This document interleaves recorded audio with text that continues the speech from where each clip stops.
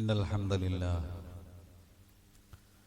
نحمده ونستعينه ونؤمن به ونتوكل عليه ونعوذ بالله من شرور أنفسنا ومن سيئات أعمالنا من يهده الله فلا مضل له ومن يضلل فلا هادي له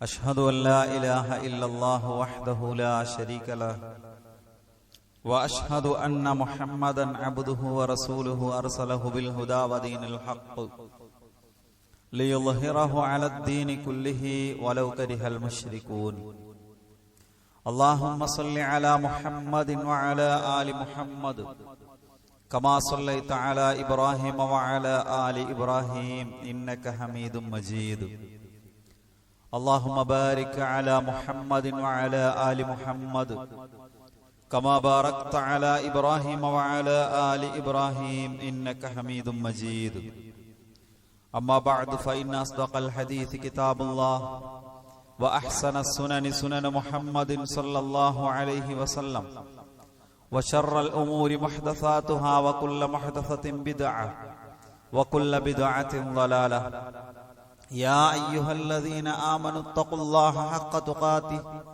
ولا تموتن إلا وأنتم مسلمون. സ്നേഹം നിറഞ്ഞ വിശ്വാസിനികളെ, സഹോദരി സഹോദരന്മാരെ, ലോകരക്ഷിതാവായ പ്രപഞ്ചനാഥനായ അള്ളാഹുവിനെ സൂക്ഷിച്ച് അള്ളാഹുവിൻ്റെ നിയമനിർദ്ദേശങ്ങളും വിധിവിലക്കുകളും ജീവിതത്തിന്റെ എല്ലാ മേഖലകളിലും സൂക്ഷിച്ചും പാലിച്ചും ജീവിക്കണേ എന്ന് ആമുഖമായി എന്നോടെന്ന പോലെ നിങ്ങളെ ഓരോരുത്തരെയും ഓർമ്മപ്പെടുത്തുന്നു, വസിയത്ത് ചെയ്യുന്നു. അള്ളാഹു അവന്റെ തഖ്വയുള്ള അടിമകളിൽ, സ്വർഗം നേടുന്ന സജ്ജനങ്ങളിൽ, മുത്തഖീങ്ങളിൽ നമ്മെ എല്ലാവരെയും ഉൾപ്പെടുത്തി അനുഗ്രഹിക്കുമാറാകട്ടെ. ഏറെ പവിത്രമായ ദിവസങ്ങളിലൂടെയാണ് നമ്മൾ കടന്നു പോകുന്നത്. ഹജ്ജിന്റെ കർമ്മങ്ങൾക്ക് തുടക്കം കുറിക്കപ്പെട്ട ഒരു സമയത്താണ് നമ്മളുള്ളത്. ഹാജിമാർ മിനയിലേക്ക് എത്തിക്കൊണ്ടിരിക്കുന്നുണ്ടാകും, അല്ലെങ്കിൽ മിനയിൽ എത്തിയിട്ടുണ്ടാകും. ഇനി തുടർന്നുള്ള ദിവസങ്ങൾ ഹജ്ജ് നിർവഹിക്കപ്പെടുന്ന ലോകത്തെ വിശ്വാസി സമൂഹം മുഴുവൻ ഉറ്റുനോക്കുന്ന ലക്ഷോപലക്ഷം വിശ്വാസികൾ ഹജ്ജ് കർമ്മങ്ങളിൽ വ്യാപൃതരാകുന്ന ഒരു സമയമാണ്, സന്ദർഭമാണ്. ഇസ്ലാമിലെ പഞ്ചസ്തംഭങ്ങളിൽ ഒന്നായ ഹജ്ജ് കർമ്മം നമുക്കേവർക്കും നിർബന്ധമായിട്ടുള്ള കർമ്മമാണ് എന്ന് നമ്മൾ പലപ്പോഴായി അറിയുകയും മനസ്സിലാക്കുകയും ചെയ്തവരാണ്. അതുകൊണ്ട് തന്നെ അത് നിർവഹിക്കാത്ത ആളുകളെ സംബന്ധിച്ചിടത്തോളം അതിനുള്ള ഒരു ശ്രമവും അതോടൊപ്പം അത് നിർവഹിക്കാനുള്ള തൗഫീഖ് നൽകണേ എന്ന പ്രാർത്ഥനയും നമ്മുടെ എല്ലാവരുടെയും മനസ്സിലുണ്ടാകും. ആ ഇബാദത്ത് പൂർത്തീകരിക്കാൻ കഴിയാത്ത നമ്മളിൽ ഒരുമിച്ച് കൂടിയ ആളുകൾക്കെല്ലാം അല്ലാഹു അതിനുള്ള തൗഫീഖ് നൽകി അനുഗ്രഹിക്കുമാറാകട്ടെ. ഹജ്ജ് നൽകുന്ന മഹത്തായ സന്ദേശങ്ങളുണ്ട്. ഒന്നാമത്തേത് ശുദ്ധമായ തൗഹീദിന്റെ സന്ദേശമാണ്. അള്ളാഹുവിന്റെ വഹ്ദാനിയത്തിനെ, അള്ളാഹുവിന്റെ ഏകത്വത്തെ ആണ് ഹജ്ജ് ഉയർത്തി കാണിക്കുന്നത്. അത് ഇഹ്റാമിലേക്ക് പ്രവേശിക്കുന്നത് മുതൽ അള്ളാഹുവിനെ വാഴ്ത്തിക്കൊണ്ട് ലബ്ബൈക അല്ലാഹുമ്മ ഹജ്ജതൻ, അള്ളാഹുവേ നിന്റെ ഹജ്ജിന്റെ വിളിക്ക് ഞാനിതാ ഉത്തരം ചെയ്തിരിക്കുന്നു എന്നു പറഞ്ഞ് ഇഹ്റാമിൽ പ്രവേശിച്ച് പിന്നീട് തൽബിയത്തിന്റെ മന്ത്രങ്ങളാണ് മക്കയിലും പരിസരത്തും മീഖാത്തുകളിൽ നിന്ന് ഇഹ്റാമിൽ പ്രവേശിച്ച് മക്കയിലേക്ക് ഒഴുകുന്ന ഓരോ ഹാജിമാരുടെയും ചുണ്ടുകളിൽ നിന്ന് ഉയർന്നു കേൾക്കുന്നത്. ലബ്ബൈക അല്ലാഹുമ്മ ലബ്ബൈക് ലബ്ബൈക ലാ ശരീക ലക ലബ്ബൈക് ഇന്നൽ ഹംദ വന്നിഅമത ലക വൽ മുൽക ലാ ശരീക ലക. അല്ലാഹുവേ നിന്റെ വിളിക്കിതാ ഞങ്ങൾ ഉത്തരം ചെയ്തിരിക്കുന്നു. ലബ്ബൈക ലാ ശരീക ലക, അല്ലാഹുവേ നിനക്കൊരു പങ്കാളിയുമില്ല, നിനക്കൊരു പങ്കുകാരനുമില്ല. എല്ലാ സ്തുതികീർത്തനങ്ങളും നിനക്കാണ്, എല്ലാ ആധിപത്യവും നിനക്കാണ്. ലാ ശരീക ലക്, വീണ്ടും ആവർത്തിച്ചു പറയുന്നു, അല്ലാഹുവേ നിനക്കു പങ്കാളികളില്ല. ലാ ഇലാഹ ഇല്ലല്ലാഹ് എന്ന ഇസ്ലാമിന്റെ ആ അടിത്തറ, ആണിക്കല്ല് മറ്റു മതങ്ങളിൽ നിന്ന്, വിശ്വാസങ്ങളിൽ നിന്ന് ഇസ്ലാമിനെ വ്യതിരക്തമാക്കുന്ന അള്ളാഹുവിന്റെ തൗഹീദ്, അള്ളാഹു മാത്രമാണ് ആരാധിക്കപ്പെടാൻ അർഹനെന്ന ഉറച്ച വിശ്വാസം, അള്ളാഹു ഏകനാണ് എന്ന അടിസ്ഥാന വിശ്വാസം, അതിങ്ങനെ വീണ്ടും വീണ്ടും ഹജ്ജിന്റെ മനാസിക്കുകളിലൂടെ കടന്നു പോകുമ്പോഴെല്ലാം ഉയർന്നു കേൾക്കുന്ന ഒരു സംഗതിയാണ്. നോക്കൂ, തവാഫ് ചെയ്യുമ്പോ ഓരോ തവണ ഹജറുൽ അസ്വദിന്റെ ഭാഗം കടന്നു പോകുമ്പോഴും ഹജറിന് നേരെ ചൂണ്ടി അല്ലാഹു അക്ബർ എന്ന് പറയും. ഹജറിനെ മുത്തം വെക്കാൻ, ചുംബിക്കാൻ കഴിയുന്നവർ ചുംബിക്കും, അല്ലാഹു അക്ബർ എന്ന് പറയും. അവിടെ നടത്തുന്ന പ്രാർത്ഥന റുക്നുൽ യമാനിയും ഹജറുൽ അസ്വദിന്റെ ആ റുക്നും കഅബയുടെ രണ്ട് മൂലകൾക്കിടയിൽ റബ്ബനാ ആതിനാ ഫിദ്ദുനിയാ ഹസന വഫിൽ ആഖിറതി ഹസനതൻ വഖിനാ അദാബന്നാർ, അല്ലാഹുവിനോട് പ്രാർത്ഥിക്കുകയാണ്. അൽ ഹജ്ജു അറഫ എന്നാണ് പ്രവാചകൻ പറഞ്ഞത്. അറഫ കിട്ടിയവന് ഹജ്ജ് കിട്ടി. അറഫയാണ് ഹജ്ജ്. ഹജ്ജിലെ ഏറ്റവും പ്രധാനപ്പെട്ട കർമ്മമാണ്. അവിടെ ആളുകൾ സംഗമിക്കുമ്പോഴുള്ള പ്രാർത്ഥനകളെ സംബന്ധിച്ച് പരാമർശിക്കപ്പെട്ടിട്ടുണ്ട്. ഒരു മനുഷ്യൻ പ്രാർത്ഥിക്കുന്നതിലെ ഏറ്റവും ഉത്തമമായ ഏറ്റവും ഉത്തമമായ ദുആ അറഫയിലെ പ്രാർത്ഥനയാണ്. അറഫയിൽ നിന്നുകൊണ്ട് നടത്തുന്ന പ്രാർത്ഥന ഏത് പ്രാർത്ഥനയാണ്? അതാണ് ഏറ്റവും ഉത്തമമായിട്ടുള്ളത്. അറഫയിലെ ദിക്ർ പ്രവാചകന്റെ ഹദീസുകളിൽ നമുക്ക് കാണാൻ കഴിയും. എന്താണത്? ലാ ഇലാഹ ഇല്ലല്ലാഹ് വഹ്ദഹു ലാ ശരീക ലഹ് ലഹുൽ മുൽക്കു വലഹുൽ ഹംദ് വഹുവ അലാ കുല്ലി ഷൈഇൻ ഖദീർ. അല്ലാഹുവിന്റെ ഏകത്വത്തെയാണ് ഉയർത്തുന്നത്. നോക്കൂ, മുസ്ദലിഫയിൽ രാപ്പാർക്കുകയാണ്. മിനയിൽ നിന്ന് ആ അറഫയിലെത്തി. അറഫയുടെ പകൽ കഴിഞ്ഞ് രാത്രി മുസ്ദലിഫയിലേക്ക്, അറഫയുടെ സൂര്യാസ്തമയം കഴിഞ്ഞ് മുസ്ദലിഫയിലേക്ക് പോയി. മുസ്ദലിഫയിൽ അന്ന് രാവ് ചെലവഴിച്ച് നേരം പുലരുമ്പോൾ അടുത്ത ദുൽഹിജ്ജ 10 മറ്റു ഹജ്ജിന്റെ കർമ്മങ്ങളിലേക്ക് ജംറത്തുൽ അഖബയിൽ കല്ലെറിഞ്ഞ് ബലിയറുക്കാനുള്ള കാര്യങ്ങൾ ചെയ്ത്, അത് കഴിഞ്ഞ് തഹല്ലുലായി മുടി നീക്കം ചെയ്ത് തവാഫുൽ ഇഫാദയിലേക്ക് പോയി. ഇവിടങ്ങളിലെല്ലാം ഹാജിമാരുടെ നാവുകളിൽ നിന്ന്, അധരങ്ങളിൽ നിന്ന്, ചുണ്ടുകളിൽ നിന്ന് ഉതിർന്നു വീഴുന്ന വാചകങ്ങൾ എന്താണ്? മുസ്ദലിഫയിൽ നിൽക്കുമ്പോൾ പ്രവാചകൻ പ്രാർത്ഥനാ നിരതനായിരുന്നു. ഖിബിലയ്ക്ക് നേരെ തിരിഞ്ഞുകൊണ്ട് അല്ലാഹുവിന്റെ റസൂൽ പ്രാർത്ഥിച്ചു. വകബ്ബറഹു, അല്ലാഹു അക്ബർ എന്നുരുവിട്ടു. വഹല്ലലഹു, തഹ്ലീലുകളെ ലാ ഇലാഹ ഇല്ലല്ലാഹ് എന്ന് ആവർത്തിച്ച് ഉച്ചരിച്ചു കൊണ്ടിരുന്നു. വലം യസൽ വാഖിഫൻ ഹത്ത അസ്ഫറ ജിദ്ദൻ, നേരം പുലരുവോളം പ്രവാചകനാ തക്ബീറുകളായി, തഹ്ലീലുകളായി, ലാ ഇലാഹ ഇല്ലല്ലാഹുകളായി മുസ്ദലിഫയിൽ ചെലവഴിച്ചു എന്ന് നമുക്ക് കാണാൻ കഴിയും. ജംറകളിൽ എറിയുമ്പോൾ പോലും 7 കല്ലെടുത്ത് ഓരോന്നെറിയുമ്പോൾ പോലും പറയുന്ന മന്ത്രം എന്താണ്? ദിക്ർ എന്താണ്? അല്ലാഹു അക്ബർ, അല്ലാഹു മഹാനാണ്, അല്ലാഹു വലിയവനാണ്. എവിടെയും ഉയർന്നു കേൾക്കുന്നത് അല്ലാഹുവിന്റെ മഹത്വമാണ്.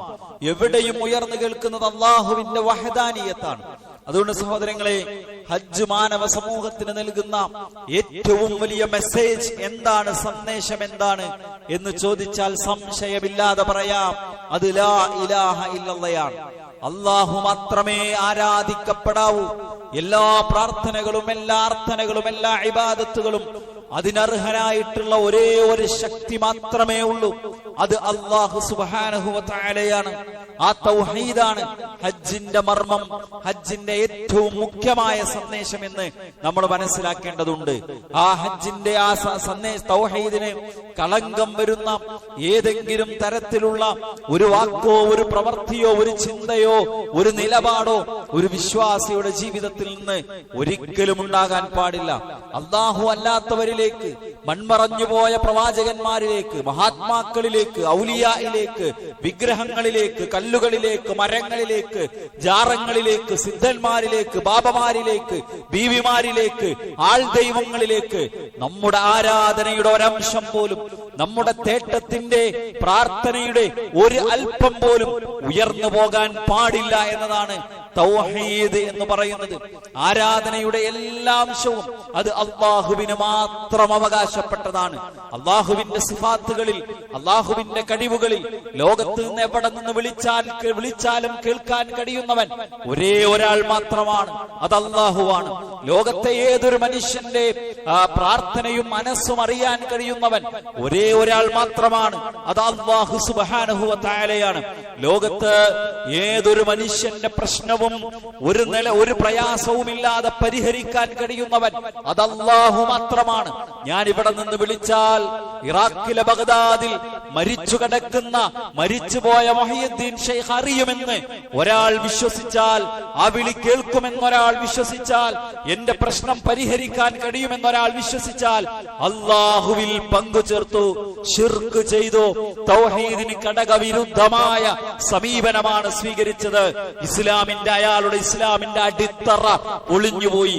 ഞാൻ ഇവിടെ നിന്ന് വിളിച്ചാൽ ബദറിന്റെ യുദ്ധഭൂമിയിൽ പങ്കെടുത്ത മരിച്ചുപോയ ബദരീങ്ങൾ കേൾക്കുമെന്നൊരാൾ വിശ്വസിച്ചാൽ, ഉത്തരം ചെയ്യുമെന്നൊരാൾ വിശ്വസിച്ചാൽ, മറുപടി പറയുമെന്നൊരാൾ വിശ്വസിച്ചാൽ, അമ്പുറത്തെ തങ്ങൾ കേൾക്കുമെന്ന് വിശ്വസിച്ചാൽ, എനിക്ക് ഉത്തരം ചെയ്യുമെന്ന് വിശ്വസിച്ചാൽ, എന്റെ പ്രശ്നം പരിഹരിക്കുമെന്ന് വിശ്വസിച്ചാൽ, ആ കഴിവുകളെല്ലാം അള്ളാഹുവിന്റെ കഴിവുകളാണ്. അള്ളാഹുവിന്റെ സിഫത്തുകളിൽ, അള്ളാഹുവിന്റെ കഴിവുകളിൽ, അള്ളാഹുവിന്റെ അഫ്ആലുകളിൽ പങ്കു ചേർക്കുകയാണ്, ശിർക്ക് ചെയ്യുകയാണ്. ഒരിക്കലും നമ്മുടെ ജീവിതത്തിൽ ഉണ്ടാകാൻ പാടില്ല. ആളുകൾ പക്ഷേ പലപ്പോഴും പറയുന്നത് എന്താണ്? അള്ളാഹു കൊടുത്ത കഴിവുകൊണ്ട്, അള്ളാഹു ഉടമപ്പെടുത്തിയ റബ്ബിന്റെ കൈകളിലുള്ള കഴിവുകൊണ്ട് അവർക്ക് സ്വന്തമായി സമതിയത്തുണ്ടെന്ന് വിശ്വസിക്കാതെ, അവർ സ്വന്തമായി കഴിവുള്ളവരാണെന്ന് വിശ്വസിക്കാതെ, അള്ളാഹു കൊടുത്ത കഴിവിൽ നിന്ന് സഹായിക്കുമെന്ന വിശ്വാസത്തോടുകൂടി മരിച്ചുപോയ മഹാത്മാക്കളോട് വിളിച്ചു പ്രാർത്ഥിക്കുന്നത്, ഇസ്തിഗാസ നടത്തുന്നത് തെറ്റല്ല എന്ന അങ്ങേ അറ്റം അപകടകരമായ ഒരു വാദം നമുക്കിടയിൽ നിലനിൽക്കുന്നുണ്ട്. അറിയാമോ സഹോദരങ്ങളെ, നിങ്ങൾക്ക് ഇബ്രാഹിം നബിയുടെ കാലം മുതൽ ഹജ്ജുണ്ട്. പ്രവാചകൻ സല്ലല്ലാഹു അലൈഹി വസല്ലമ പ്രബോധനം ആരംഭിക്കുന്നതിനു മുമ്പും പ്രവാചകൻ ജനിക്കുന്നതിനു മുമ്പും മക്കക്കാർ ഹജ്ജ് നിർവഹിച്ചു കൊണ്ടിരിക്കുന്നുണ്ട്. അവർ അങ്ങേയറ്റത്തെ ഭക്തിയോടുകൂടിയാണ് കഅബയെ കണ്ടിരുന്നത്. നമ്മൾ പലപ്പോഴും പറയാറുള്ളത് പോലെ അവരുടെ തവാഫ് എങ്ങനെയായിരുന്നു? അവർ നഗ്നരായിട്ടാണ് തവാഫ് ചെയ്യാറുണ്ടായിരുന്നത്. എന്താണ് കാരണമെന്നറിയാമോ? അവർ ധരിച്ച വസ്ത്രമുണ്ടല്ലോ, അത് പാപം ചെയ്ത വസ്ത്രമാണ്, കുറ്റം ചെയ്ത തിന്മ ചെയ്ത വസ്ത്രമാണ്. ആ വസ്ത്രം കൊണ്ട് കഅബയെ തവാഫ് ചെയ്യാൻ പാടില്ല. അതുകൊണ്ട് പുരുഷന്മാർ സഫാമലയുടെ മുകളിൽ കയറി വസ്ത്രങ്ങൾ അവിടെ അഴിച്ചു വെച്ച്, പകലിലും സ്ത്രീകൾ പലരും സഫാമലയുടെ മുകളിൽ വസ്ത്രം അഴിച്ചു വെച്ച് രാവിന്റെ ഇരുട്ടിലും കഅബയെ തവാഫ് ചെയ്യാറുണ്ടായിരുന്നു. നോക്കൂ, അവർ പറഞ്ഞിരുന്ന തൽബിയത്ത് എന്താണെന്നറിയാമോ? ലബ്ബൈക അല്ലാഹുമ്മ ലബ്ബൈക ലബ്ബൈക ലാ ശരീക ലക്. അല്ലാഹുവേ, നിനക്കിതാ ഞങ്ങൾ ഉത്തരം ചെയ്തിരിക്കുന്നു, ഞങ്ങൾ നിന്റെ വിളിക്കിതാ ഉത്തരം ചെയ്തിരിക്കുന്നു. ലബ്ബൈക ലാ ശരീക ലക്, നിനക്കൊരു പങ്കുകാരനുമില്ല. അബൂജഹലിന്റെ തൽബിയത്തിനെ കുറിച്ചാ പറയുന്നത്. ഉത്ബത്തിന്റെ, ഉഖബത്തിന്റെ, ശൈബത്തിന്റെ, അബൂജഹലിന്റെ, അബൂലഹബിന്റെ തൽബിയത്തിനെ കുറിച്ചാ പറയുന്നത്. അത് പറയുമ്പോ പ്രവാചകൻ പറയും, മതി മതി മതി, നിർത്തി, അത്ര പറഞ്ഞാൽ മതി. അല്ല, അവർ വീണ്ടും പറയും, ഇല്ലാ ശരീകൻ തംലികുഹു വമാ മലക്. ചില പങ്കാളികൾ ഒഴികെ, ആ പങ്കാളി അയാളുടെ ഉടമ നീയാണ്, അവന്റെ കയ്യിലുള്ള എല്ലാ കഴിവും നിന്റെ കഴിവാണ്. അഥവാ അള്ളാഹു കൊടുത്ത കഴിവുകളുള്ള, സ്വന്തമായി കഴിവില്ലാത്ത ചില ഇടയാളന്മാർ, ചില പങ്കാളികൾ നിനക്കുണ്ട് എന്ന് അബൂജഹൽ പറഞ്ഞിരുന്ന വാദമാണ്, അബൂലഹബിന്റെ വിശ്വാസമാണ്. ബദറിൽ പ്രവാചകനും സ്വഹാബത്തിനുമെതിരെ യുദ്ധക്കളത്തിലിറങ്ങിയ മക്കയിലെ മുശ്രിക്കുകളുടെ വിശ്വാസമാണ്. ആ വിശ്വാസത്തിലേക്ക് വളരെ സങ്കടകരമായ ഒരു കാര്യം നമ്മുടെ സമുദായം അറിയാതെ വെഴുതി വീണുപോയി. അള്ളാഹു കൊടുത്ത കഴിവ് കൊണ്ട് ചോദിക്കാം എന്ന് പറയുന്ന വാദം മക്കയിലെ മുശ്രിക്കുകൾക്കുണ്ടായിരുന്ന വാദമാണ്. നിങ്ങൾ എന്തിനാ ഹുബലിനെ വിളിച്ചു പ്രാർത്ഥിക്കുന്നത്? നിങ്ങൾ എന്തിനാ ലാത്തയെ ആരാധിക്കുന്നത്? നിങ്ങൾ എന്തിനാ മനാത്തിന് നിവേദ്യമർപ്പിക്കുന്നത്? നിങ്ങൾ എന്തിനാ ഇബ്രാഹിം നബിയോട് ഇസ്തിഗാസ നടത്തുന്നത്, ഇസ്മായിൽ നബിയുടെ വിഗ്രഹം സ്ഥാപിച്ചത് എന്ന് ചോദിച്ചാൽ മക്കയിലെ ആളുകൾ പറയുന്ന വാചകം എന്താ? അള്ളാഹുവിന്റെ അടുക്കൽ ഞങ്ങളുടെ കാര്യം ശുപാർശ ചെയ്യാൻ. ആരുടെ വാദമാണ്? മക്കയിലെ മുശ്രിക്കുകളുടെ, പ്രവാചകനെ കല്ലെറിഞ്ഞവരുടെ. പ്രവാചകൻ ബദറും മുഹദും ഖന്തക്കും ആർക്കെതിരാണോ നടത്തിയത് അവരുടെ വാദമാണ്. എന്ത്? മാ നഅബുദുഹും ഇല്ലാ ലിയുഖർരിബൂനാ ഇലല്ലാഹി സുൽഫാ. ഞങ്ങൾ ലാത്തയെ ഉസ്സയെ മനാത്തിനെ ആരാധിക്കുന്നവർക്ക് നേർച്ച വഴിപാടുകൾ അർപ്പിക്കുന്നത് ഞങ്ങളെ അല്ലാഹുവിലേക്ക് അടുപ്പിക്കാൻ വേണ്ടിയാണ്. ആ വാദം ശിർക്കാണെന്നാണ് ഖുർആൻ പഠിപ്പിച്ചത്. ആ വാദം ശിർക്കാണെന്നാണ് പ്രവാചകൻ പഠിപ്പിച്ചത്. ആ വാദത്തിനെതിരെയാണ് യുദ്ധങ്ങൾ ഉണ്ടായത്. ആ വാദത്തിനെതിരെ സമരം ചെയ്തുകൊണ്ടാണ് പ്രവാചകന് ഹിജ്റ പോകേണ്ടി വന്നത്. തായിഫിൽ നിന്ന് കല്ലേറ് കൊള്ളേണ്ടി വന്നത്, പട്ടിണി കടന്ന് ജീവിക്കേണ്ടി വന്നത്. ആളുകൾ ഭ്രാന്തനെന്നും കവിയെന്നും മജ്നൂനെന്നും ഒക്കെ ആക്ഷേപിച്ചത്, പ്രവാചകന് ശകാരിച്ചത്, പ്രവാചകനെ കാർക്കിച്ചു തുപ്പിയത്, പ്രവാചകനെ പ്രഹരിച്ചത്, സ്വഹാബിമാർക്ക് ക്രൂരമായ പീഡനങ്ങൾ ഏറ്റുവാങ്ങേണ്ടി വന്നത് ഈ അപകടകരമായ വാദത്തിനെതിരെയുള്ള യഥാർത്ഥ തൗഹീദിൽ നിലനിന്നതുകൊണ്ടാണ്. അതുകൊണ്ട് സുഹൃത്തുക്കളെ, ഹജ്ജിന്റെ ഒരു സീസണിലൂടെ, ഒരു മാസത്തിലൂടെ നമ്മൾ കടന്നു പോകുമ്പോ, ഒരു ബലിപെരുന്നാളിലേക്ക് നമ്മൾ നടന്നെടുക്കുമ്പോ, അറഫയുടെ ദിനങ്ങളിലൂടെ, മിനയുടെ ദിവസങ്ങളിലൂടെ, യൗമുത് തർവിയ നമ്മൾ പിന്നെ ആ ദിവസങ്ങളിലൂടെ കടന്നു പോകുമ്പോ, യൗമ അറഫയിലൂടെ നമ്മൾ കടന്നു പോകുമ്പോ, യൗമുൻ നഹറിലൂടെ നമ്മൾ കടന്നു പോകുമ്പോ, അയ്യാമുത് തശ്രീഖിന്റെ പരിപാവനമായ ആഘോഷത്തിന്റെ ദിവസങ്ങളിലൂടെ നമ്മൾ സഞ്ചരിക്കുമ്പോ നമ്മുടെ തൗഹീദ് അത് കളങ്കം വരാത്തതാണ് എന്ന് ഉറപ്പുവരുത്താനുള്ള ബാധ്യത നമുക്കുണ്ട് എന്നാണ് ഓർമ്മപ്പെടുത്താനുള്ളത്. ഹജ്ജ് നൽകുന്ന രണ്ടാമത്തെ സന്ദേശം എന്താണെന്നറിയാമോ? അത് ഇത്തിബാഇന്റേതാണ്. അത് പ്രവാചകനെ യാതൊരുവിധ സംശയവുമില്ലാതെ പൂർണ്ണമായി പിന്തുടരുക എന്നതാണ് ഹജ്ജ് നൽകുന്ന സന്ദേശം. നോക്കൂ നിങ്ങൾ, ഹജ്ജിന്റെ മനാസിക്കുകൾ എന്തൊക്കെയാണ്? തവാഫ് ഹജ്ജിന്റെ മനാസിക്കുകളിൽ പെട്ടതാണ്. അറഫയിൽ നിൽക്കൽ നേരത്തെ നമ്മൾ സൂചിപ്പിച്ചു. തവാഫ് ചെയ്യുമ്പോ ഇഹ്റാം കെട്ടുന്നു. ശരീരത്തിന്റെ ഒരു ഭാഗം മാത്രം പുറത്ത് കാണിച്ച് ഇഹ്റാമിന്റെ തുണി കൊണ്ട് പുരുഷന്മാർ ശരീരം മൂടുന്നു. എന്നിട്ട് കഅബയെ ഇടം വെക്കുന്നു. കഅബ ഇടത്തു ഭാഗത്ത് വരുന്ന രൂപത്തിൽ 7 തവണ ചുറ്റുന്നു. അതിലെ പകുതി റംലാണ്. കുറച്ച് വേഗത്തിലുള്ള, ആദ്യ സമയങ്ങളിൽ വേഗത്തിലുള്ള ഒരു നടത്തമാണ്. സഫാ മർവക്കിടയിലൂടെ 7 തവണ നടക്കുന്നു. സഫാമലയിൽ നിന്ന് ഇറങ്ങി ഒരു പ്രത്യേക ഭാഗത്തെത്തുമ്പോ പുരുഷന്മാർ ഓടുന്നു, അല്ലേ? സഫാമലയുടെ മുകളിൽ നിന്നുകൊണ്ട് പ്രാർത്ഥിക്കുന്നു. അതിങ്ങനെ കയറുമ്പോ ഇന്ന സഫാ വൽ മർവത മിൻ ശആഇരില്ലാ എന്ന വിശുദ്ധ ഖുർആനിൽ ആയത്തോതുന്നു. പിന്നെ യൗമുൻ നഹർ ദുൽഹിജ്ജ 10 ജംറത്തുൽ അഖബയിൽ പോയി കല്ലെറിയുന്നു. 7 കല്ലെടുത്തെറിയുന്നു. അടുത്ത ദിവസം ജംറത്തുൽ ഉസ്തയിലും സ്വഹറയിലും അഖബയിലും കല്ലെറിയുന്നു. എന്തിനാ 7 കല്ലെറിയുന്നത്? ഇതിലെന്ത് യുക്തിയാണുള്ളത്? 7 തവണ ഖിബലയെ വലം വെക്കുന്നതിൽ എന്ത് യുക്തിയാണുള്ളത്? ഒരു യുക്തിയുമില്ല. പിന്നെ എന്തുകൊണ്ട് നമ്മൾ അത് ചെയ്യുന്നു? അത് പ്രവാചകൻ പഠിപ്പിച്ചതുകൊണ്ട്, അത് വഹയിന്റെ അടിസ്ഥാനത്തിൽ അള്ളാഹുവിന്റെ റസൂൽ മാതൃക കാണിച്ചു തന്നതുകൊണ്ട്, പ്രവാചകന്റെ ജീവിതത്തിന്റെ അവസാന ദിവസങ്ങളിൽ പ്രവാചകൻ ഇങ്ങനെ പറയാണ്. ജാബിർ ഇബ്നു അബ്ദുല്ലാഹ് റളിയല്ലാഹു അൻഹു പറയുന്നുണ്ട്, കുതിരപ്പുറത്തിരുന്ന് പ്രവാചകൻ സല്ലല്ലാഹു അലൈഹി വസല്ലം അഖബയിൽ എറിഞ്ഞ് ജംറത്തുൽ അഖബയിൽ എറിയുന്ന സമയത്ത് പറയുന്നുണ്ട്, ലിതഖുദൂ മനാസികകും. വേറെ ഹദീസിൽ കാണാം, ഖുദൂ അന്നി മനാസികകും, ഹജ്ജിന്റെ കർമ്മങ്ങൾ നിങ്ങൾ എന്നിൽ നിന്ന് കണ്ടുപഠിക്കുക. ഫഇന്നി ലാ അദ്രി ലഅല്ലി ലാ അഹജ്ജു ബഅദ ഹജ്ജതി ഹാദിഹി, അല്ലെങ്കിൽ ബഅദഹാ ആമി ഹാദാ, ഒരുപക്ഷെ ഈ കൊല്ലത്തിന് ശേഷം നിങ്ങളോടൊപ്പം ഹജ്ജ് ചെയ്യാൻ ഞാൻ ഉണ്ടാകണമെന്നില്ല. അതുകൊണ്ട് ഹജ്ജിന്റെ മനാസിക്കുകൾ നിങ്ങൾ എന്നിൽ നിന്ന് കണ്ടു പഠിക്കുക എന്ന് പ്രവാചകൻ സല്ലല്ലാഹു അലൈഹി വസല്ലം പഠിപ്പിക്കുകയാണ്. എന്തുകൊണ്ടാ 7 തവണ കഅബയെ നമ്മൾ ഇടം വെക്കുന്നത്, ചുറ്റുന്നത്? പ്രവാചകൻ ചെയ്തതുകൊണ്ട്, അള്ളാഹു പഠിപ്പിച്ചതുകൊണ്ട്. എന്തുകൊണ്ടാ ജംറകളിൽ എറിയുന്നത്? അള്ളാഹു പഠിപ്പിച്ചതുകൊണ്ട്, പ്രവാചകന്റെ മാതൃക അനുധാവനം ചെയ്തുകൊണ്ട്. എന്തുകൊണ്ടാ തലമുണ്ടനം ചെയ്യുന്നത്, അല്ലെങ്കിൽ തല പറ്റ വെട്ടിയെടുക്കുന്നത്? അത് പ്രവാചകന്റെ മാതൃകയാണ്, ഇസ്ലാം പഠിപ്പിച്ചതാണ്. അതുകൊണ്ട് ഹജ്ജിന്റെ മഹത്തായ സന്ദേശം എന്താണ്? ഹദീസ് ഉണ്ടായിക്കോട്ടെ, എനിക്കത് സ്വീകരിക്കാൻ മനസ്സില്ല എന്ന് പറയുന്നതല്ല. പ്രവാചകന്റെ ചര്യയിലുണ്ടോ, അത് ഞാൻ പിന്നെ ചെയ്തോളാം എന്ന് പറയുന്നതല്ല. അതൊക്കെ ഈ കാലത്തിന് യോജിച്ചതാണോ എന്ന് ചോദിക്കുന്നതല്ല. അതൊന്നും ഇപ്പൊ പറയാൻ പറ്റിയതല്ല. ഇത് നവോത്ഥാനത്തിന്റെ കാലമാണ്, ഇത് ആർട്ടിഫിഷ്യൽ ഇന്റലിജൻസിന്റെ കാലമാണ്. ഹദീസ് ഒന്നും ഇവിടെ പറയണ്ട എന്ന് പറയലല്ല ഹജ്ജിന്റെ മെസ്സേജ്. മറിച്ച് എന്താണ്? പ്രവാചകൻ വഹയിന്റെ അടിസ്ഥാനത്തിൽ പഠിപ്പിച്ച ഓരോ കാര്യവും അതിനെ ഒരു നിലക്കും ചോദ്യം ചെയ്യാതെ അത് വഹയാണ്, അള്ളാഹുവിന്റെ നിർദ്ദേശമാണ്, അള്ളാഹുവിന്റെ കൽപ്പനയാണ്, അള്ളാഹുവിൽ നിന്നുള്ള ദിവ്യബോധനമാണ്. അതുകൊണ്ട് സമിഅനാ വ അതഅനാ, ഞങ്ങൾ കേട്ടു, ഞങ്ങൾ അനുസരിച്ചു. ഇന്നമാ കാന ഖൗലൽ മുഅ്മിനീന ഇദാ ദുഉ ഇലല്ലാഹി വറസൂലിഹി, അല്ലാഹുവിലേക്കും അവന്റെ പ്രവാചകനിലേക്കും അവർക്കിടയിൽ അഭിപ്രായ ഭിന്നതയുള്ള ഒരു കാര്യത്തിൽ തീർപ്പ് കൽപ്പിക്കാൻ വേണ്ടി ക്ഷണിക്കപ്പെട്ടാൽ വിശ്വാസിക്ക് ഒറ്റവാചകമേ പറയാനുള്ളൂ. അതെന്താണ്? സമിഅനാ വ അതഅനാ, ഞാൻ കേട്ടു, ഞാൻ അനുസരിച്ചു. ഈ ഹദീസ് സ്വഹീഹാണോ? ഇത് പ്രവാചകന്റെ സുന്നത്താണോ? എങ്കിൽ ഞാൻ അതിന്റെയാളാണ്, ഞാൻ അതിന്റെയാളാണ്. ഇത് പ്രവാചകന്റെ ഹദീസിൽ സ്ഥിരപ്പെട്ടതാണോ? എങ്കിൽ ഞാൻ അതിന്റെയാളാണ് എന്ന് പറയുക. അതാണ് ഒരു വിശ്വാസിയുടെ നിലപാട്. യാ അയ്യുഹന്നാസ് ഇന്നി റസൂലുള്ളാഹി ഇലൈക്കും ജമീഅ, സൂറത്ത് അഅറാഫിലെ 158-ാമത്തെ ആയത്ത്. ഏ മനുഷ്യരെ, ഞാനിതാ നിങ്ങൾക്കെല്ലാവർക്കുമുള്ള അല്ലാഹുവിന്റെ ദൂതനാണ്.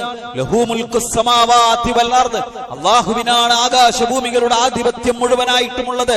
ലാ ഇലാഹ ഇല്ലാഹു, അവനല്ലാതെ ഒരാരാധ്യനില്ല. യുഹ്യി വയുമീത്, അവൻ ജീവിപ്പിക്കുന്നു, മരിപ്പിക്കുന്നു. അതുകൊണ്ട് ആമിനൂ ബില്ലാഹ് ഫആമിനൂ ബില്ലാഹി വറസൂലിഹിൻ നബിയിൽ ഉമ്മി, നിരക്ഷരനായ അല്ലാഹുവിന്റെ ദൂതനിലും അല്ലാഹുവിലും നിങ്ങൾ വിശ്വസിക്കുക. മാത്രവുമല്ല വത്തബിഊഹു ലഅല്ലകും തഹ്തദൂൻ, ആ പ്രവാചകനെ നിങ്ങൾ പിന്തുടരുക, ആ പ്രവാചകനെ നിങ്ങൾ അനുധാവനം ചെയ്യുക. പ്രവാചകനെ പൂർണ്ണ മനസ്സോടെ, മനസ്സിൽ സംശയമില്ലാതെ, മടിയില്ലാതെ, ഒരു നിലക്കുള്ള സംശയത്തിനും ഇടയില്ലാത്ത വിധം പ്രവാചകന്റെ ഹദീസുകളെ, പ്രവാചകന്റെ സുന്നത്തുകളെ, പ്രവാചകന്റെ ആരാധനകളെ അതുവഴി അതേപോലെ പിൻപറ്റുക എന്നതാണ് ഹജ്ജ് മാനവരാശിക്ക് നൽകുന്ന രണ്ടാമത്തെ പ്രധാനപ്പെട്ട ഒരു മെസ്സേജ് എന്ന് പറയുന്നത്. നോക്കൂ, ഹജ്ജ് നൽകുന്ന മൂന്നാമത്തെ സന്ദേശം എന്താണ്? അത് സമത്വമാണ്, അത് സമത്വമാണ്. നോക്കൂ, ഇപ്പോ മിനയിൽ നിന്നുള്ള ഫോട്ടോകൾ ഇങ്ങനെ വരുന്നുണ്ടാവും, നിങ്ങൾ കണ്ടിട്ടുണ്ടാകും. എന്താ മിനയിലെ ടെന്റുകൾ? സൗദി ഭരണകൂടം വിശാലമായ സൗകര്യങ്ങളാണ് ഒരുക്കി വെച്ചിട്ടുള്ളത്. എയർ കണ്ടീഷൻ ചെയ്ത ടെന്റുകളാണ്. അറഫയിലൊക്കെ പോയ ആളുകൾക്കറിയാം, ആളുകൾക്ക് ചൂട് ഉണ്ടാകാതിരിക്കാൻ വെള്ളം സ്പ്രെഡ് ചെയ്യുന്നു, എല്ലാ സൗകര്യങ്ങളും ഒരുക്കി വെച്ചിരിക്കുകയാണ്. ഹെലികോപ്റ്ററുകൾ ഇങ്ങനെ വട്ടമിട്ട് പറക്കുന്നുണ്ടാകും.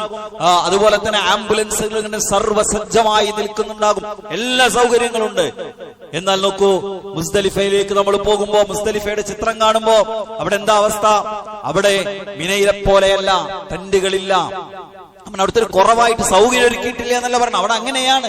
മുസ്ദലിഫയിൽ ഒരു മനുഷ്യൻ രാപ്പാർക്കുന്നത് എങ്ങനെയാണ്? നിലത്താണ്, അല്ലേ?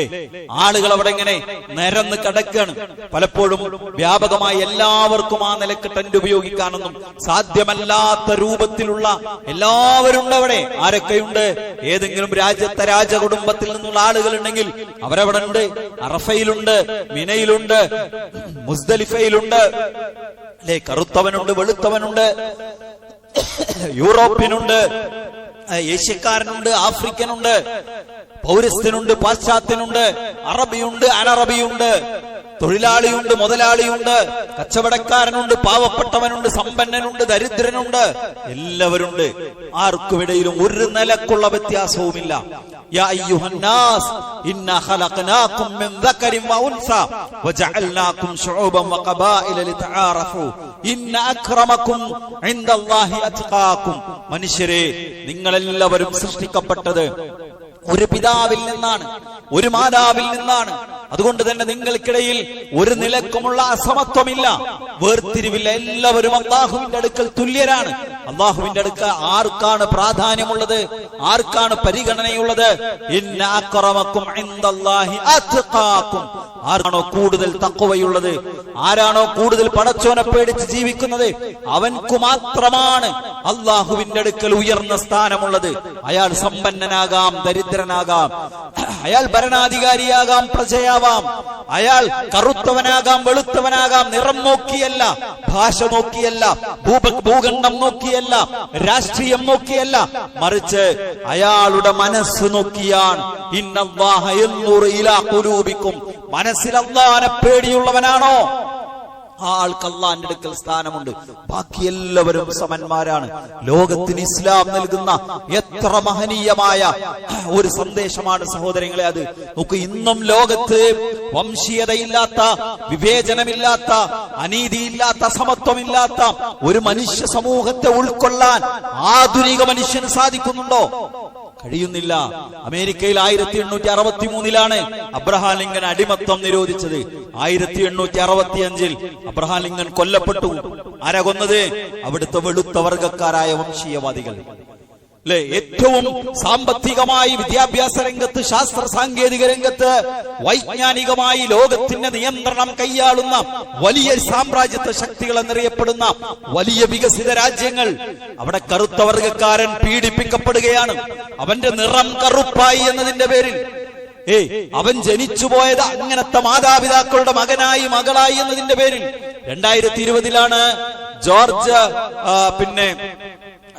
ജോർജ് ക്ലൈവ് എന്നാണ് അദ്ദേഹത്തിന്റെ പേര് ഞാൻ ഓർക്കുന്നത്. അദ്ദേഹം 19 മിനിറ്റോളം, 18 മിനിറ്റും ഏതാനും സെക്കൻഡും വെളുത്ത വർഗക്കാരനായ ഒരു പോലീസുകാരന്റെ കാൽമുട്ടിന് കീഴിൽ 18 മിനിറ്റിലധികം സമയം അമർത്തിപ്പിടിച്ച് അയാൾ മരിച്ചു വീണു. അമേരിക്കയിലെ തെരുവിൽ, നടുറോട്ടിൽ, ഈ ആധുനിക കാലഘട്ടത്തിൽ. എന്താ കാരണം? അയാളുടെ നിറം കറുത്തുപോയി. ലോകത്ത് എല്ലായിടത്തും അങ്ങനെയാണ്. ആഫ്രിക്കയിൽ നിന്ന് ലക്ഷക്കണക്കിന് കറുത്ത വർഗക്കാരായ ആളുകളെ നിർബന്ധിച്ച് അമേരിക്കയിലേക്കും യൂറോപ്പിലേക്കും പിടിച്ചുകൊണ്ടുവന്ന അടിമകളാക്കിയത് ആരാണ്? ആ അടിമകൾക്ക് എന്ത് സ്വാതന്ത്ര്യമാണ് ഉണ്ടായിരുന്നത്? എന്തുമാത്രം വലിയ പീഡനങ്ങളാണ് അനുഭവിച്ചത്? ഞാൻ പറയുന്നത് കഴിഞ്ഞ 500 കൊല്ലത്തിനിപ്പുറമുള്ള മനുഷ്യന്റെ ചരിത്രത്തെ കുറിച്ചാണ്. കഴിഞ്ഞ 400-300 കൊല്ലത്തിനിപ്പുറമുള്ള മനുഷ്യന്റെ ചരിത്രത്തെ കുറിച്ചാണ്. എന്നാൽ ഹജ്ജ് അതല്ല നൽകുന്നത്. ഇസ്ലാമിലെ നിയമം അതല്ല. പ്രവാചകൻ അറഫാ ദിനത്തിലെ പ്രവാചകന്റെ പ്രസംഗം എന്തായിരുന്നു? ഇന്ന റബ്ബക്കും വാഹിദ് അലാ അയ്യുഹന്നാസ് ഇന്ന റബ്ബക്കും വാഹിദ്. ഏ മനുഷ്യരെ, നിങ്ങളുടെ റബ്ബ് ഏകനാണ്, ഒന്നാണ്. ഇന്ന അബാക്കും വാഹിദ്. നിങ്ങളെല്ലാരും ഒരു വാപ്പാന്റെ മക്കളാണ്, ഒരു പിതാവിന്റെ സന്താനങ്ങളാണ്. അലാ ലാ ഫദ്ല ലിഅറബിയ്യിൻ അലാ അജമിയ്യിൻ. ഒരു അനറബിക്ക് അറബിക്ക് യാതൊരു ശ്രേഷ്ഠതയുമില്ല. വലാ ലിഅജമിയ്യിൻ അലാ അറബിയ്യിൻ. ഒരു അറബിയേക്കാൾ അനറബിക്കും ഒരു ശ്രേഷ്ഠതയുമില്ല. വലാ ലിഅഹ്മറ അലാ അസ്വദ്. കറുത്തവനേക്കാൾ വെളുത്തവനോ, വെളുത്തവനേക്കാൾ കറുത്തവനോ യാതൊരുവിധ ശ്രേഷ്ഠതയുമില്ല. ഇല്ലാ ബിത്തഖ്വ. തഖ്വ കൊണ്ടല്ലാതെ, തഖ്വ കൊണ്ടല്ലാതെ. ഇത് പ്രവാചകന്റേത് കേവലം ഒരു തത്വം മാത്രമായിരുന്നില്ല, ഒരു തിയറി മാത്രമായിരുന്നില്ല. പ്രവാചകൻ അത് ജീവിതത്തിൽ തെളിയിച്ചു കാണിച്ചു കൊടുത്തു. അങ്ങനത്തെ ഒരു സമൂഹം അറബ് ലോകത്ത് രൂപപ്പെട്ടു വന്നു. ബിലാൽ ഇബ്നു റബാഹ് എന്ന് പറയുന്ന ഉയരം കുറഞ്ഞ കറുകറുത്ത നീഗ്രോ അടിമയായിരുന്ന ആ മഹാനായ സ്വഹാബി വര്യൻ, അദ്ദേഹം സ്വർഗത്തിലാണെന്ന് പ്രവാചകൻ പഠിപ്പിച്ചു. പ്രവാചകന്റെ കൂടെയുണ്ടായിരുന്നു. പ്രവാചകന്റെ സാമ്പത്തിക കാര്യങ്ങൾ ബിലാൽ ഇബ്നു റബാഹ് റളിയല്ലാഹു അൻഹു ആണ് കൈകാര്യം ചെയ്തിരുന്നത്. ഒരു ഭാര്യയെ കുറിച്ച് മറ്റൊരു ഭാര്യ കുറിയവളെന്ന് പ്രയോഗിച്ചപ്പോ പ്രവാചകൻ പറഞ്ഞു, നീ പ്രയോഗിച്ച വാക്കുണ്ടല്ലോ, അത് കടലിൽ കലക്കിയാൽ കടല് മലിനമായി പോകും. ഒറ്റ വാക്കിനെ കുറിച്ച് പ്രവാചകൻ പ്രയോഗിച്ച പ്രയോഗമാണ്. എന്താ? ഉയരം കുറഞ്ഞ ഒരാളെ പരിഹസിക്കാൻ പാടില്ല. ബോഡി ഷെയ്മിങ് അത് ഭയങ്കര മോശമാണെന്ന് ഇപ്പോഴാണ് നമ്മുടെ നാട്ടിലെ ചർച്ച. അല്ലാഹുവിന്റെ റസൂൽ 1400 കൊല്ലങ്ങൾക്ക് മുമ്പ് പഠിപ്പിച്ചു. പ്രവാചകന്റെ മദീന പള്ളിയിലെ, ഈ പള്ളിയിലെ, ലോകത്തെ എല്ലാ പള്ളികളിലെയും സഫുകളിൽ കറുത്തവനുണ്ടാകും, വെളുത്തവനുണ്ടാകും, സമ്പന്നനുണ്ടാകും, ദരിദ്രനുണ്ടാകും. ഇത് ഉൾക്കൊള്ളാൻ ഇന്നും ഫുട്ബോൾ ലോകത്തെ കുറിച്ച്, ക്രിക്കറ്റ് ലോകത്തെ കുറിച്ച്, മറ്റു പല കായിക രംഗത്തെ കുറിച്ചും എന്താ ചില കായിക താരങ്ങൾ വന്ന് പരാതി പറയാണ്, ഞാൻ കറുത്തവനായിക്കൊണ്ടുകൊണ്ട് എന്നെ അവഗണിക്കുന്നു, ഞാൻ ആക്ഷേപങ്ങൾ നേരിടുന്നു, ഗാലറിയിലെ കാണികൾ, യൂറോപ്പിലെ ഗാലറിയിലെ കാണികൾ എന്നോട് മോശമായി പെരുമാറുന്നു. ഞാൻ സുഹൃത്തുക്കളെ, 2024 ആധുനിക മനുഷ്യന്റെ വൃത്തികെട്ട മനസ്സിന്റെ ഉദാഹരണമാണ് പറയുന്നത്. എന്നാൽ ഇസ്ലാം അതല്ല. ഇസ്ലാം പഠിപ്പിച്ചത് പൂർണ്ണമായ സമത്വമാണ്. ഇസ്ലാം നടപ്പിലാക്കിയത് മുന്നിൽ നിൽക്കുന്നവൻ കഅബയിലെ പരിശുദ്ധ ഹറമിലെ ആ ഹറം വൃത്തിയാക്കുന്ന ബംഗാളിൽ നിന്നുള്ള ചെറിയ വേതനത്തിന് ജോലി ചെയ്യുന്ന ഒരു മനുഷ്യനായിരിക്കും ആ ഹറം വൃത്തിയാക്കുന്നത്. അയാളുടെ പിന്നിൽ രാജകുടുംബത്തിലെ സമ്പന്നനായ മനുഷ്യൻ നിന്ന് നമസ്കരിക്കുമ്പോ സുജൂദ് ചെയ്യുന്നത് ഇയാളുടെ കാലിന്റെ ചുവട്ടിലാണ്. അത് ഉൾക്കൊള്ളാൻ കഴിയുന്നവനാണ് മുഅ്മിൻ. അതാണ് ഇസ്ലാം. ആ ഇസ്ലാമിന്റെ സമത്വത്തിന്റെ മഹത്തായ സന്ദേശങ്ങൾ ഹജ്ജ് മാനവ സമൂഹത്തിന്റെ മുന്നിൽ വരച്ചു കാട്ടുന്നു. ഇസ്ലാമിന്റെ സുന്ദരമായ ആ മുഖം ലോക സമൂഹത്തിന്റെ മുന്നിൽ ഇസ്ലാം ആ പരിശുദ്ധമായ ഹജ്ജിന്റെ ആ ഒരു മെസ്സേജ് അത് ഉയർന്നു കാണുന്നത് നമുക്ക് കാണാൻ സാധിക്കുന്നു. അതുകൊണ്ട് സുഹൃത്തുക്കളെ, ഹജ്ജിനെ പഠിക്കാനും ഹജ്ജിന്റെ സന്ദേശം ലോകത്തിന് കൈമാറാനും അതിന്റെ പ്രബോധകരാകാനും നമുക്ക് സാധിക്കേണ്ടതുണ്ട്. അള്ളാഹു അനുഗ്രഹിക്കുമാറാകട്ടെ.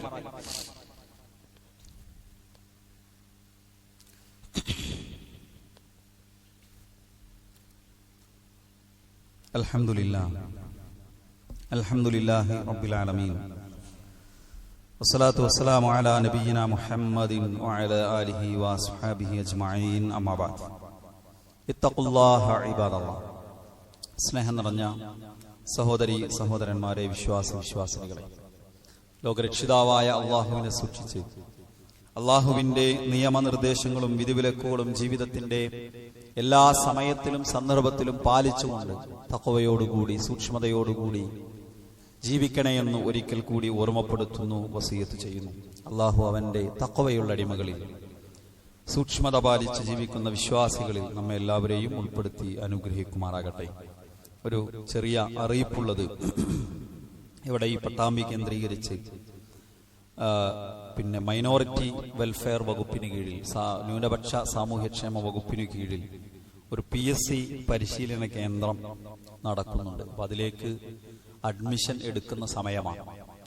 മുസ്ലിങ്ങൾക്ക് പ്രത്യേകമായി പരിശീലനം നൽകുന്ന ഒരു കേന്ദ്രമാണ്. അതുകൊണ്ട് ചെറുപ്പക്കാരായ ആളുകളെ അതിലേക്ക് രജിസ്റ്റർ ചെയ്യിക്കാൻ, അത്തരം ആളുകളുണ്ടെങ്കിൽ അതിൽ പങ്കെടുക്കാനും അതോടൊപ്പം നമ്മുടെ പരിചയത്തിലുള്ള ആളുകളുണ്ടെങ്കിൽ പങ്കെടുപ്പിക്കാനും പ്രത്യേകം ശ്രദ്ധിക്കണമെന്ന് ഈ ഒരു സമയത്ത് ഓർമ്മപ്പെടുത്തുകയാണ്. ഗവൺമെന്റ് സംവിധാനങ്ങളിൽ പൊതുവിൽ മുസ്ലിങ്ങളുടെ പങ്കാളിത്തം എന്ന് പറയുന്നത് വളരെ വളരെ വളരെ കുറവാണ്. കുറച്ചു മുമ്പ് റിപ്പോർട്ട് ഉണ്ടായിരുന്നു, ആദിവാസികളെക്കാൾ കുറവാണ് മുസ്ലിങ്ങളുടെ പങ്കാളിത്തം എന്ന് പറയാറ്.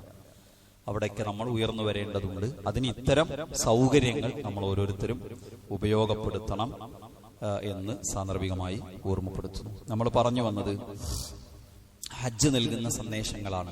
ഒന്ന് തൗഹീദാണ്, കറകളഞ്ഞ ലാ ഇലാഹ ഇല്ലല്ലാഹ്. രണ്ടാമത്തേത് ഹജ്ജ് നൽകുന്ന സന്ദേശം എന്ന് പറയുന്നത് പിന്നെ ഇത്തിബാ, പ്രവാചകന്റെ സുന്നത്തിനെ അതുപോലെ പൂർണ്ണ മനസ്സോടെ ചോദ്യം ചെയ്യാതെ നിഷേധിക്കാതെ അതിനെ അനുധാവനം ചെയ്യുക. മൂന്നാമത്തേത് സമത്വമാണ്. അത് ഒരു നിലക്കുമുള്ള വിവേചനത്തെ ഇസ്ലാം അനുവദിച്ചിട്ടില്ല. എത്രത്തോളം എന്ന് വെച്ചാൽ നോക്കൂ, വലീമ, ഒരു ഹദീസുണ്ട്, ഏറ്റവും മോശമായ ഭക്ഷണം ഏതാണെന്ന് അറിയാമോ? പ്രവാചകൻ പറയണം അത് ചില സദ്യകളിലെ ഭക്ഷണമാണ്. ആ സദ്യകളുടെ പ്രത്യേകത എന്താണ്? അവിടെ സമ്പന്നൻ ക്ഷണിക്കപ്പെടുകയും പാവപ്പെട്ടവൻ ക്ഷണിക്കപ്പെടാതിരിക്കുകയും ചെയ്യുന്ന സദ്യകൾ. ഒരു ഭക്ഷണം എന്തെങ്കിലുമൊക്കെ ഒരു കാര്യത്തിന്റെ പേരിൽ നമ്മൾ നടത്തുമ്പോൾ പാവപ്പെട്ടവൻ അവഗണിക്കപ്പെടുന്നുണ്ടെങ്കിൽ അവിടെ ചില സമ്പന്നന്മാരെ മാത്രമാണ്, അല്ലെങ്കിൽ ചില പ്രത്യേക കാറ്റഗറിയിലുള്ള ആളുകളെ മാത്രമാണ് വിളിക്കുന്നതെങ്കിൽ ആ ഭക്ഷണമാണ് ഏറ്റവും ഷർറായ ഭക്ഷണം എന്ന് പ്രവാചകൻ പഠിപ്പിച്ചു. നമുക്ക് വേറെ ഹദീസിൽ കാണാം, രണ്ടു കാര്യങ്ങൾ ഞാൻ എന്റെ സമുദായത്തിന് നിരോധിച്ചിരിക്കുന്നു, ഹറാമാക്കിയിരിക്കുന്നു, പക്ഷേ എന്റെ സമുദായമെങ്കിലും അത് ആവർത്തിച്ചു കൊണ്ടിരിക്കും. അതെന്താണെന്നറിയാമോ? അന്നിയാഹതു അലൽ മയ്യിതി വത്തഅനു ഫിന്നസബ്. അത് മയ്യത്തിന്റെ മേലിൽ വാവിട്ടു കരയലാണ്. സങ്കടം ഉണ്ടാവും, വിഷമം ഉണ്ടാവും, കണ്ണിൽ നിന്ന് വെള്ളം വരും, കരയും. പ്രവാചകൻ ഇബ്രാഹിം എന്ന തന്റെ മകൻ മരിച്ചപ്പോ പ്രവാചകന്റെ കണ്ണ് നനഞ്ഞു. സ്വഹാബത്ത് ചോദിച്ചു, പ്രവാചകൻ അങ്ങ് കരയുകയാണോ? ഇത് അള്ളാഹു ഒരാളുടെ മനസ്സിലിട്ട് കൊടുക്കുന്ന കാരുണ്യമാണ്. പക്ഷേ മാറത്തടിച്ചു കരയാനോ വാവിട്ടു കരയാനോ പാടില്ല. അത് വിശ്വാസിയുടെ രീതിയല്ല. രണ്ടാമത് പ്രവാചകൻ പറഞ്ഞത് കുടുംബത്തിലെ തറവാടിന്റെ പേരിൽ കുത്തിപ്പറയലാണ്. ഓനാ മറ്റേ കുടുംബക്കാരനല്ലേ, ഓൻ ഇന്ന കുടുംബത്തിൽപ്പെട്ടവനല്ലേ.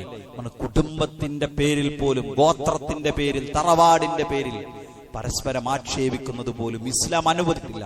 അള്ളാഹുവിന്റെ റസൂൽ ഹറാമാക്കിയ നിരോധിച്ച കാര്യമാണ്. അത്രമേൽ സമത്വത്തെയാണ്, തുല്യതയെയാണ്, നീതിയെയാണ് മനുഷ്യർക്കിടയിൽ ഇസ്ലാം പഠിപ്പിക്കുന്നത് എന്ന് നമ്മൾ മനസ്സിലാക്കേണ്ടത് ഹജ്ജ് നൽകുന്ന ഒരു മഹത്തായ സന്ദേശമാണത്. നാലാമത്തെ ഒരു പോയിന്റും കൂടി അതിലേക്ക് ഹജ്ജ് നൽകുന്നത് പരലോകത്തെ നമ്മളെ ഓർമ്മിപ്പിക്കുകയാണ്. അതൊക്കെ ലക്ഷോപലക്ഷം മനുഷ്യർ അറഫാ മൈതാനികൾ ഇങ്ങനെ സംഗമിക്കുമ്പോൾ നമുക്ക് എന്തൊരു നൃത്തത്തെയാണ്, ഏതൊരു സംഗമത്തെയാണ് നമ്മുടെ മനസ്സിൽ ഓർമ്മ വരേണ്ടത്. അത് മഹ്ശറിൽ നാളെ പരലോകത്ത് അള്ളാഹു നമ്മെ എല്ലാവരെയും ഒരുമിച്ച് കൂട്ടുന്ന ആ ഒരു ദിവസത്തെയാണ് നമ്മുടെ ഓർമ്മയിലേക്ക് കടന്നു വരേണ്ടത്. നമ്മളെല്ലാവരും ഉണ്ടാവും അവിടെ, അല്ലേ?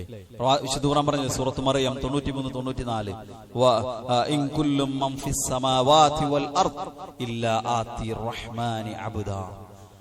ഒരു മനുഷ്യനുമില്ലാതെ അള്ളാഹു പരലോകത്ത് അവന്റെ അടിമയായി എല്ലാവരും വരും. ലഖദ് അഹ്സാഹും വഅദ്ദഹും അദ്ദാ. എല്ലാവരെയും ഒരുമിച്ച് കൂട്ടും, അവരെ ഒരു കണക്കാക്കും. വഹശർനാഹും ഫലം നുഗാദിർ മിൻഹും അഹദാ. സൂറത്ത് കഹ്ഫിലെ 47-ാമത്തെ ആയത്ത്. വഹശർനാഹും, അവരെല്ലാം നാം ഒരുമിച്ച് കൂട്ടും. ഫലം നുഗാദിർ മിൻഹും അഹദാ. അതിൽ ഒരാൾ പോലും വിട്ടുപോവുകയില്ല, ഒരു മനുഷ്യനും വിട്ടുപോവുകയില്ല. ആദം അലൈഹിസ്സലാം മുതൽ ഖിയാമത്ത് നാൾ നടക്കുന്നതിന്റെ അവസാനം, അതിന്റെ മുമ്പായി അവസാനം ജനിച്ചു വീണ ആ മനുഷ്യർ ഉൾപ്പെടെ എല്ലാവരും ഉണ്ടാവും പരലോകത്ത്. അങ്ങനത്തെ ഒരു ലോകം നമുക്ക് വരാനുണ്ട് എന്ന ചിന്തയാണ് അറഫയിലെ പാൽക്കടൽ നമ്മളിങ്ങനെ കാണുമ്പോൾ, മനുഷ്യ ജനസാഗരം അവിടെ ഇങ്ങനെ ഒരുമിച്ചുകൂടി തടിച്ചുകൂടി നിൽക്കുമ്പോൾ, അല്ലാഹുവേ ഇങ്ങനത്തെ ഒരു നൃത്തം പരലോകത്ത് വരാനുണ്ടല്ലോ, അത് ഇതുപോലെ ആവുകയില്ല, അല്ലെ? ഇതിനേക്കാൾ ഐനമാ തഖൂരു യഅതി ബികുമുല്ലാഹു ജമീഅ. നിങ്ങൾ എവിടെയായിരുന്നാലും അല്ലാഹു നിങ്ങളെ കൊണ്ടുവരും. മരിച്ച് കബറടക്കപ്പെട്ടവൻ, മണ്ണിൽ കബറടക്കപ്പെട്ടവൻ, കരിച്ചു ചാരമാക്കി കളഞ്ഞവൻ, അല്ലേ? എങ്ങോ അപ്രത്യക്ഷമായ വിമാനത്തിൽ നഷ്ടപ്പെട്ടു പോയവൻ, അത് എവിടെയോ കടലിൽ വീണപ്പോ കപ്പൽ തകർന്നു മുങ്ങിപ്പോയി, അവിടുത്തെ മത്സ്യങ്ങൾ കൊത്തിപ്പറിച്ച് തിന്ന് അവയുടെ ദഹന പ്രക്രിയ കഴിഞ്ഞു അവയുടെ മലമായി ഇല്ലാതായി തീർന്നവൻ. എല്ലാവരും വരും, ഒരാളും വിട്ടുപോവുകയില്ല. നിങ്ങൾ എവിടെയായിരുന്നാലും, കടലിൽ മുങ്ങി മരിച്ചാലും, വെന്തു മരിച്ചാലും, കബറടക്കിയാലും, ദഹിപ്പിച്ചാലും, അല്ലാത്തത് ചെയ്താലും അല്ലാഹു സുബ്ഹാനഹു വ തആല അവനെ കൊണ്ടുവരുമെന്ന് വിശുദ്ധ ഖുർആൻ നമ്മളെ പഠിപ്പിക്കുകയാണ്. ഖുൽ ഇന്നൽ അവ്വലീന വൽ ആഖിരീൻ. പറയുക പ്രവാചകരെ, ആദ്യ മനുഷ്യരും അവസാനക്കാരും ലമജ്മുഊന ഇലാ മീഖാതി യൗമിൻ മഅലൂം. നിർണയിക്കപ്പെട്ട സമയത്തിലെ, ദിവസത്തിലെ ആ ഒരു സമയത്തിൽ എല്ലാവരും ഒരുമിച്ച് കൂട്ടപ്പെടും.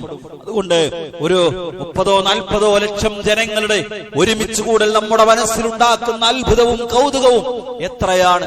ലോകത്തെ മുഴുവൻ മനുഷ്യരാശിയെയും അല്ലാഹു നാളെ പരലോകത്ത് ഒരുമിച്ച് കൂട്ടുന്ന ഒരു സന്ദർഭം വരാനുണ്ട് എന്ന ചിന്ത ഹജ്ജ് കാണുമ്പോ, ഹജ്ജ് കേൾക്കുമ്പോ, ഹജ്ജ് അറിയുമ്പോ നമ്മുടെ മനസ്സിലേക്ക് കടന്നു വരേണ്ടതുണ്ട്. അതിന് അനുസൃതമായി നമ്മുടെ ജീവിതത്തെ ക്രമീകരിക്കേണ്ടതുണ്ട്. അല്ലാഹു സുബ്ഹാനഹു വ തആല പരലോക വിജയം നേടുന്നവരിൽ നമ്മെ എല്ലാവരെയും ഉൾപ്പെടുത്തി അനുഗ്രഹിക്കുമാറാകട്ടെ. നമ്മിൽ നിന്ന് വന്നുപോയ ചെറുതും വലുതുമായ എല്ലാ തെറ്റുകുറ്റങ്ങളും അല്ലാഹു നമുക്ക് പുറത്തു മാപ്പ് നൽകുമാറാകട്ടെ. നമ്മിൽ നിന്ന് പ്രയാസങ്ങൾ അനുഭവിക്കുന്ന, ശാരീരികമായി അസുഖങ്ങൾ കൊണ്ട് പ്രയാസപ്പെടുന്ന ധാരാളം ആളുകളുണ്ട്. കടുത്ത ശാരീരിക, മാനസിക, സാമ്പത്തിക, സാമൂഹിക, കുടുംബ പ്രതിസന്ധികളിലൂടെ കടന്നുപോകുന്ന ആളുകളുണ്ട്. അല്ലാഹു എല്ലാവരുടെയും പ്രയാസങ്ങൾ നീക്കി കൊടുക്കുമാറാകട്ടെ. പ്രാർത്ഥന കൊണ്ട് വസിയത്ത് ചെയ്തവരുണ്ട്.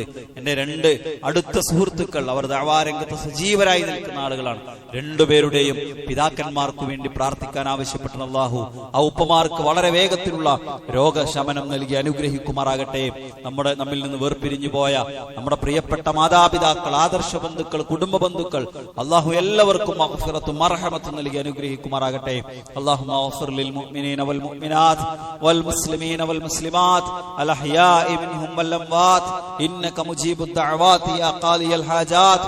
അല്ലാഹുമ്മ അജിർനാ മിനൻ നാർ, اللهم أجرنا من النار، اللهم أجرنا من النار وأدخلنا الجنة يا رب العالمين. اللهم أعز الإسلام والمسلمين وأذل الشرك والمشركين. اللهم انصر إخواننا المسلمين في فلسطين، اللهم انصر إخواننا المسلمين في فلسطين، اللهم انصر إخواننا المسلمين في فلسطين. ربنا آتنا في الدنيا حسنة وفي الآخرة حسنة وقنا عذاب النار. ربنا تقبل منا إنك أنت السميع العليم وتب علينا إنك أنت التواب الرحيم. اللهم صل على محمد وعلى آله وأصحابه وسلم والحمد لله رب العالمين.